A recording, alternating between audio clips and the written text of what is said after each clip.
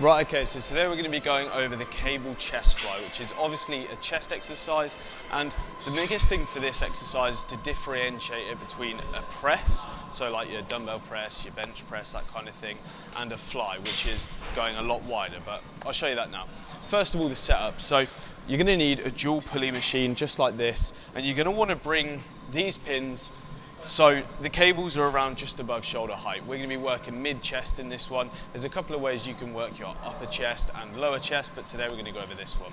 So you're also going to need some D handles, obviously on the end, some carabiners, and make sure that your weight is obviously at a place that you're comfortable with. Now for this, you're going to have it a lot lighter than you normally would, say with a press for example, but that's just because of the nature of the movement we're doing. So don't get bogged down if you find you can't lift as much weight. That's completely normal. So find a weight you're comfortable with and then take hold of your D handles. Now with this, a big mistake that I see people make with this exercise is they try and move forward too early, and if you try and pull from here, you're going to put your shoulders in a very vulnerable position.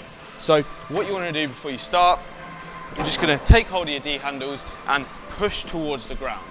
You might even see that as the weights get a little bit heavier as time goes on, people end up sort of jumping and then using their body weight and that little bit of extra momentum to get the weight down, just to keep your shoulders in a safe place. That's the main thing. So once you've done this, you're going to put one foot out in front of the other. It doesn't really matter which way, whichever way you feel most comfortable. Just make sure that you feel nice and balanced. So once you're out here, you're going to straighten out your arms, and you're actually going to put an ever so slight bend in your arms. Now it's not going to be dramatic, you're not going to be able to visibly see it that well, but just a slight bend so your elbows aren't on lock. And then you want to sort of keep your bicep tensed as much as possible so that locks in a consistent angle. You don't want it to be going back and changing as you're going, because that's not going to work the muscle we're intended. So in this exercise, your chest is worked by bringing your humerus, so this bone up here, towards the midline of your body. So your chest shortens and flexes, so works, as you go in like that and sort of create that cleavage position in your chest. So that's what we're looking to do. Now, if we were doing a press, we would be starting here and pushing out, quite direct in that movement. This is a little bit different because what we're going to do, send our arms out, little bend, and rather than pressing directly out, we're going to take the long route. That's essentially all this exercise is. So arms out, little bend, and you actually lean in slightly with your chest, so you're not straight down, you're not standing right up. It's going to be harder.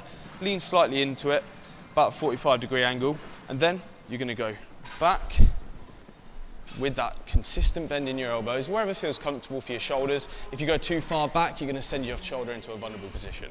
So back here, going to go round. Now what you want to do, you almost want to create that semicircle movement, that D shape. If you find that you're pushing out like that, that's a press, that's not a fly, it's not what we're looking to do. So out nice and wide and close that semicircle, really thinking about pulling that upper arm in and stretching and really squeezing, those chest muscles. So let's try that again. Another thing that I forgot to mention, as you come out, you want to take a couple of steps forward. That is because if we do this, these blocks aren't touching, these parts of the stack aren't touching, and that's creating tension. So we're having tension the whole entire way through. I'll just demonstrate it a few more times and say what I'm doing. So push down, keep our shoulders in the same position, big step out so that we're creating tension in the cables, arms out, slight bend, back nice and slowly, breathing it out on the way out. Keeping that core nice and tight the whole time. Well done, you just learned the cable fly.